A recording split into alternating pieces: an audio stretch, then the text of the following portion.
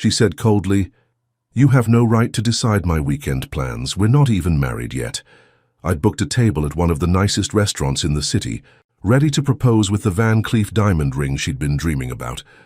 But she decided to go on a trip with her friends instead. When she came back, her face darkened. I came home after work. The apartment was dark and quiet. I called her. She picked up right away. I could hear loud music and people laughing in the background. "Hey, Andrew," she said. "I'm on my way to the airport. The girls and I decided to go to beach for a few days. It's a sudden trip." I paused. "You're serious?" "Tonight was important," she sighed. "Andrew, you have no right to decide my weekend plans. We're not even married yet." I didn't say anything. I just stood there, phone in hand, staring at the floor. Then I hung up. For a few seconds everything felt empty. And then something shifted. The frustration disappeared. The sadness disappeared. All that was left was a strange, quiet clarity. I looked at the small ring box on the table, the one I had planned to give her tonight. I knew exactly what I needed to do next. We had been together for 2 years. I'm Andrew, the one with a stable job and my own apartment. Chloe moved in about a year ago. From the start, I covered the rent, the biggest expense, and most of the groceries. She only handled the utilities, electricity, internet, and cleaning. It sounded fair at first, but over time I realized I was covering almost everything that mattered. Chloe is very social. She has a close group of friends called the Sparrows. They hang out almost every day, take sudden trips, and share every moment online. I was never part of that circle. I'm not the kind of person who needs to go out all the time. I like quiet dinners, planning trips, small moments that mean something. Chloe likes noise, parties, and being surrounded by people. In our relationship, I was the planner. I remembered dates, booked tables, bought gifts, and made every effort to keep things special. She often cancelled plans at the last minute. Sometimes it was because she was tired. Sometimes it was a last-minute hangout with the girls. I didn't argue much.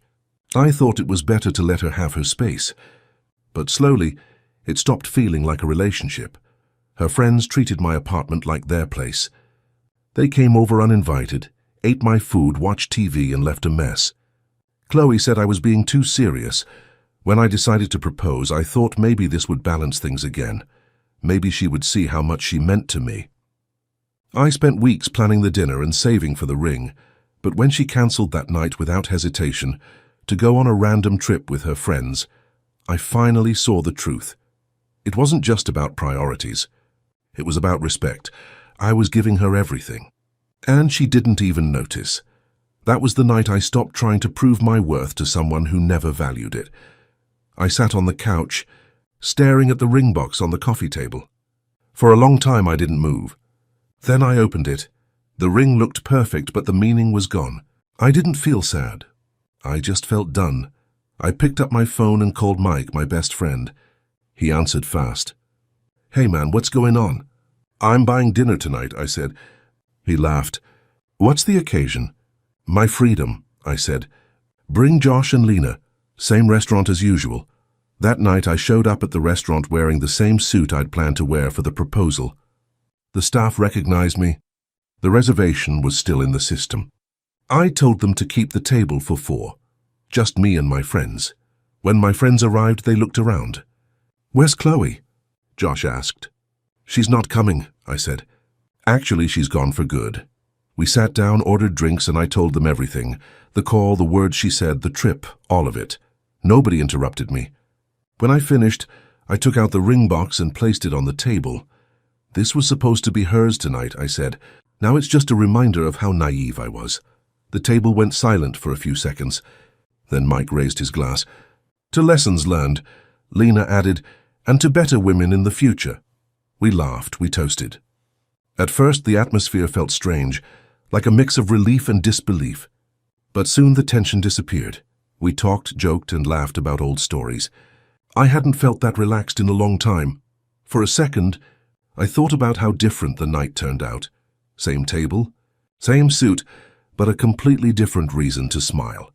At one point, Lena looked at me and said, "You know, Andrew, this is probably the healthiest thing you've done all year." I smiled. "It's about time, right?"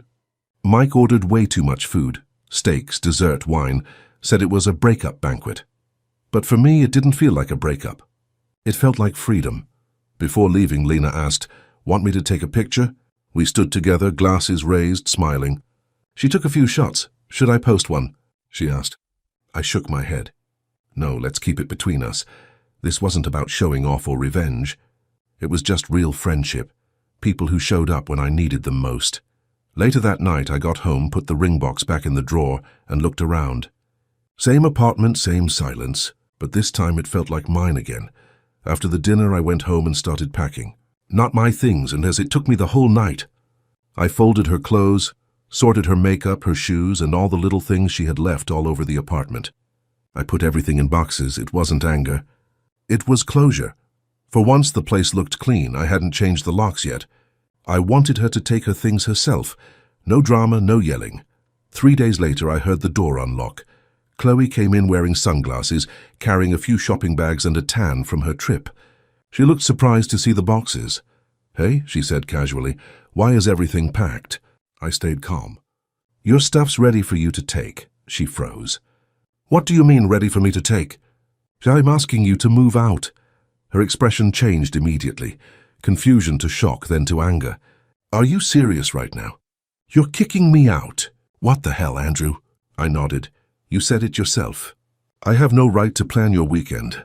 You're not my wife, so you don't have to live here anymore either." She threw her bags on the floor. "That was just something I said." "You're overreacting. You can't just—" "I can," I interrupted. "It's my apartment. I pay the rent." She laughed bitterly.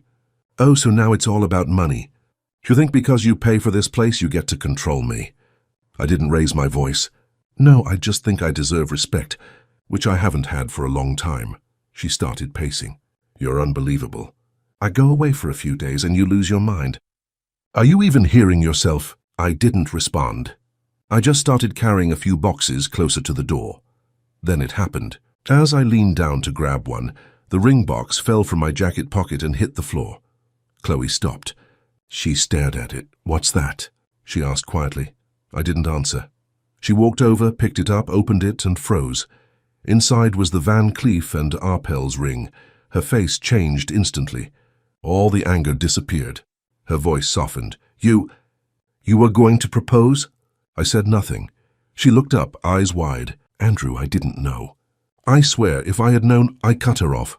"You did know something important was planned. You just didn't care." She took a step closer. "No, please, listen. I made a mistake. I was stupid. I thought it was just another dinner. I didn't mean to hurt you." Her eyes filled with tears. She reached for my hand. "Please, can we talk about this?" "I'll fix it. I'll make it up to you." For a second, I almost felt sorry for her. Then I remembered everything. The calls she ignored, the plans she cancelled, the way she talked to me like I was an option. I pulled my hand away. "Don't," I said. "You don't get to fix this." "I already did." She looked confused. "What do you mean?" "The dinner still happened," I said. "I just shared it with people who actually care about me." Her lips trembled. "You're lying." "I'm not. I had dinner with Mike, Lena, and Josh. Same restaurant. Same table. We called it a celebration of freedom." Her tears stopped almost instantly. The guilt turned into rage. "You're unbelievable," she yelled. "You humiliated me. You made me look like a fool." "No," I said quietly. "You did that yourself." She stood there, shaking, switching between crying and yelling. At one point she screamed, "You'll regret this. Everyone's going to know what kind of man you really are." I didn't respond. I just pointed at the boxes. "Your Uber should be here in 5 minutes." For a moment she just stared at me. Then she grabbed one of the boxes, wiped her face, and walked out. A week passed after she moved out. I thought it was finally over. But then it started. One morning I woke up to a flood of messages. Old friends, co-workers, even my cousin texted me, "Hey man, what's going on?" I opened Instagram. There it was. A long post from Chloe. I just wanted to share something painful. My boyfriend was planning to propose, and right after, he threw me out of his house. He even celebrated that night, a big dinner with his friends, laughing like nothing happened. She attached a photo of the ring box and a few pictures of me and my friends from that dinner. I realized one of the restaurant staff must have taken those photos and posted them online. Her post got hundreds of likes in hours. The comments were brutal. Wow, what a psycho. He's emotionally abusive. Poor girl, she deserves better. I didn't reply. I didn't post anything. But I didn't need to. By the end of the day, Mike called me. She really did it, huh? He said, yeah, I replied. Let her have her moment. Lena wasn't as calm. Moment?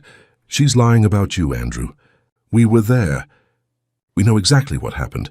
I told her not to get involved, but she didn't listen. That night, Lena posted a simple story. Funny how some people forget to mention the part where they ditched a proposal to party on beach. Then Josh followed. For everyone asking, that dinner wasn't a celebration after throwing someone out. It was a breakup recovery dinner for a friend who deserved better. Within hours, the comments under Chloe's post started changing. People asked questions. Screenshots spread fast. Her messages, the call she made, everything. Then something unexpected happened. 2 of our neighbors commented too. One of them wrote, Andrew's one of the kindest guys here. He helped me fix my door last month and never asked for anything. Doesn't sound like the monster she's describing. Another said, they were living together. He paid the rent. She just paid for the Wi-Fi. Maybe she should tell the full story. By the next morning, Chloe deleted her post. Then her friends, the Sparrows, started getting backlash too. People mocked them in comments. Still planning another trip to ignore someone's feelings. Friendship goals, abandon responsibility together. Eventually, they all went silent. For a couple of days, my feed was filled with people arguing, some defending her, some calling her out. I didn't comment once. I just watched it fade. For so long, I'd been the one trying to defend her, explain her, make excuses. Now I didn't have to say a word. The truth defended itself. A few days later, she texted me for the first time since moving out. I didn't mean for it to go that far. Can we talk? I looked at the message for a while. Then I deleted it. After everything that happened, I decided to cut all contact. I went to the jewelry store, returned the Van Cleef & Arpels ring, and sold it back through their resale program. It felt strange at first, giving back something that had carried so much meaning. But when I walked out, I felt lighter. The apartment was quiet again. For the first time in months, that silence didn't bother me. It felt peaceful. The first few nights alone felt strange. Then it started to feel normal. For months, I stayed single on purpose. I just wanted to be okay on my own first. I focused on work. Started going to the gym again. Met up with my friends more often, not to talk about the past, but just to live normally. A few months later, I met someone new. Her name was Emma. We met through a mutual friend at a birthday dinner. She was different, calm, kind, and honest. When we talked, I didn't have to fight for attention. She listened, and she never made me feel like I had to compete with anyone for her time. It wasn't dramatic or fast. It was steady, real. As things got serious, I started thinking about proposing again. This time I didn't want to repeat the past. I didn't use the old ring or the same restaurant. I bought a new ring, from a different brand, even more expensive, but that wasn't the point. It symbolized something new. When I gave it to Emma, I told her, this isn't just about marriage. It's about starting something honest. Something that belongs to both of us. She smiled and said yes. And for the first time, it felt right. Looking back, I don't regret what happened with Chloe. It taught me the most important lesson I could have learned. Never stay in a place where you're treated like an option. Sometimes, losing the wrong person is how you finally make space for the right one.